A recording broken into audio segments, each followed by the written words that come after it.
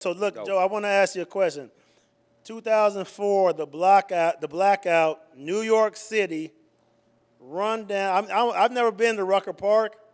I was about to go play with you at Rucker Park. Run down what happened that day. Yo, Mike, first of all, you asking me this question. It's a trick question because the people don't know you were there. And so, Mike Bibby was hanging out with Allen Iverson, playing spades. And it was because y'all were playing the Olympics. I don't know what Yeah, that is. That year, qualifying. We were Carlos qualifying. Arroyo did good for Puerto Rico. Yeah. And you guys are waiting in the hotel. And the plan was to bring y'all at halftime, AI and Mike Bibby, and take over the game. And so, wow, people didn't know that you guys were there. We also had everybody from Al Harrington, Stephon Marbury, Carmelo Anthony, Zach Randolph. What was that? Dante Jones. No, I'm just saying the regular street players. We had the best street players, which is Kareem Reed, A. Butter. We had the Matrix there, Sean Marion. We had uh Yao Ming was coming. Wow. But those guys, they said they had Shaq. And so that's I it. believe if you That's all they had was Shaq.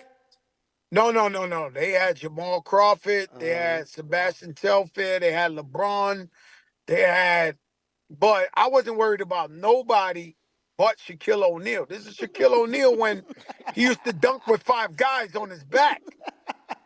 Like, you bring Shaq in there, it's over. yeah, it's a Like, different game. so I believe if they would have produced Shaquille O'Neal, they most likely would have won. I just don't see nobody beating Shaquille O'Neal. Like at that time. Yeah, yeah, true. I mean, it But was we never saw those guys in the park. Like we never saw them. And so that was the controversy was we was out there mm-hmm. and they didn't show up. Mm. And so, that's how we won when I said we won, we didn't even have to play the championship and lean back. Yo, can you please talk about your journey, bro? Your journey from being in the streets to rapping to now this mogul, right? Right. You mind talking about that? Man, they made me a doctor today. Oh Lehman wow. College. Congratulations, brother. They made me a doctor. Now, I am Dr. Fat Joe. I never graduated shit. So I can't even believe what's going on in the world. I'm at the White House, so I'm this, so I'm that. Mm-hmm. I just feel like I let God drive the car. Mm. Everything in life is a journey. And I believe God does everything to us, whether it's good or bad. Mm-hmm. And we stay righteous. We take care of our family, our community, and all the blessings are going to come. Yeah. And so that's how I look at what's happened to me in my journey in life. Although I was a so-called tough guy, I always had a great heart. Mm. And every time I went through problems or beef or whatever the case may be, it was always defending myself or defending someone else, Mm. never being the bully. So, Joe, look at this. There's a story circulating around. I mean, I feel like you put a lot on it. You got the only shoe that I had that there's only one of. And that's it. And you know what I mean? No one else would have ever got that shoe, Joe, but you. And I talked to him about today. It's the only one. Tell him about the story when you came by my house. So this is the one day I show up. The whole family's there. Mike is twisted. He's drunk. That's the one part I never said publicly, but being that as you watch it. Okay. And your podcast, I can tell you the truth. Mike was twisted. And so Mike opens up a closet. He got like 8 locks. He don't trust nobody with these sneakers, right?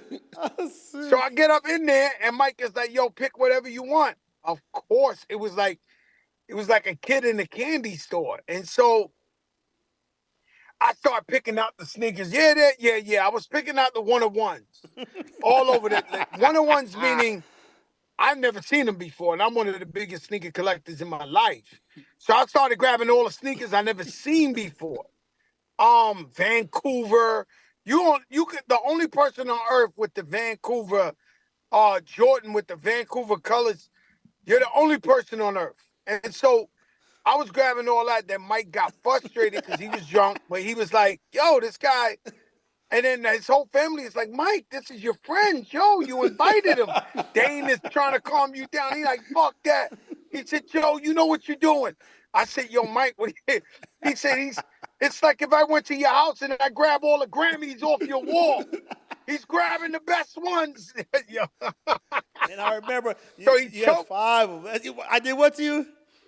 That you choke me, and people don't know. They look at you because they think you small because you play with 7-footers, but you're really my height and you're cock diesel. So you started choking me, and everybody was like, Mike, leave him go, let him go. Yo, Mike, let him go. Yo, Mike was a trip that day. So he said, listen, you can only take one of these of a one of one. I understood, and I was happy, and I took a one of one. I think they were 9s low. Yes. But, bro, I mean, you got the shit. You got the. How you gonna let it? Like, some people are gamblers.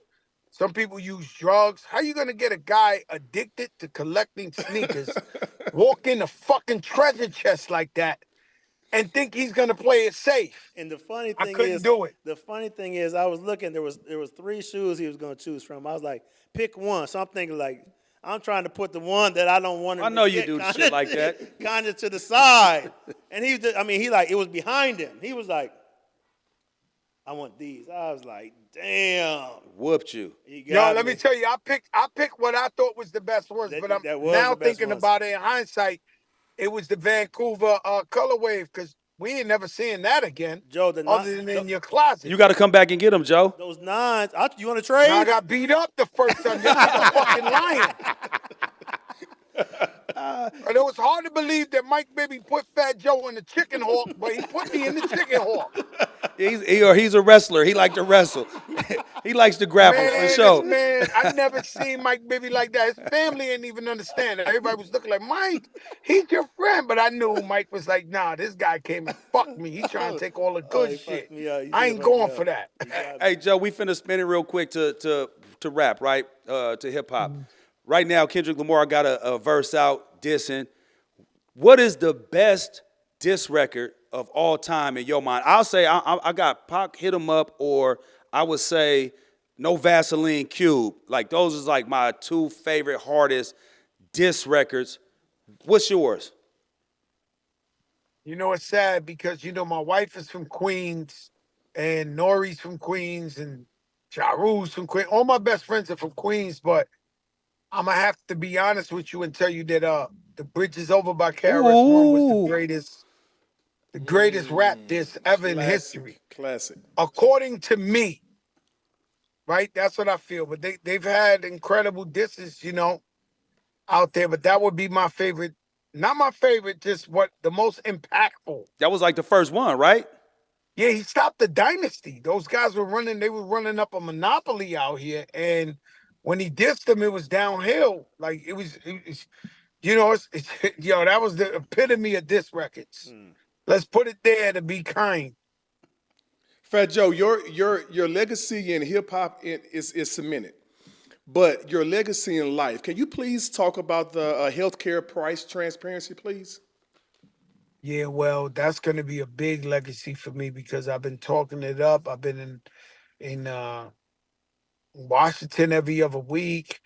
I've been advocating for all American people. This ain't just white, black. This is all Americans, bipartisan, Republican, Democrat, and we just bringing awareness that the hospitals are the only place you go to that don't give you a price.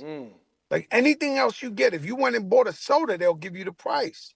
So you go to the hospital, you're under duress, and they can charge you whatever they want.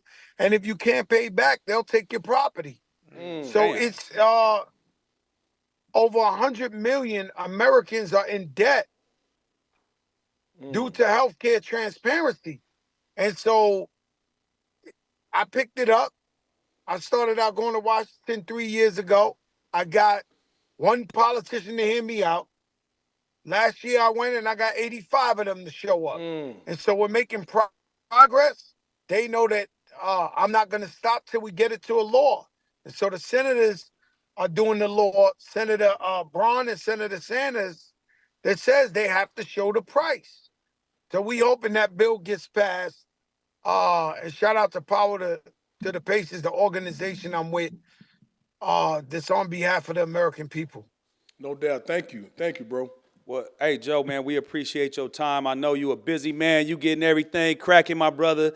Every Hey, pun listen, intended. Oh, and why fight the time when you can rewind the hey, time? holla at us.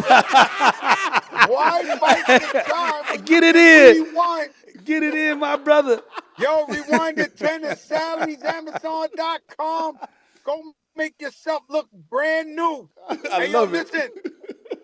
Yo, Eddie, Yo, we was up and we seen your son giving them this, and we proud of that boy, man. We proud of him. We proud of you.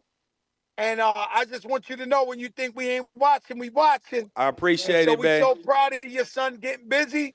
And you know, you guys are family forever, for life. Team Dime, Terror Squad. It is what it is. For sure, man. We appreciate you. All love, brother.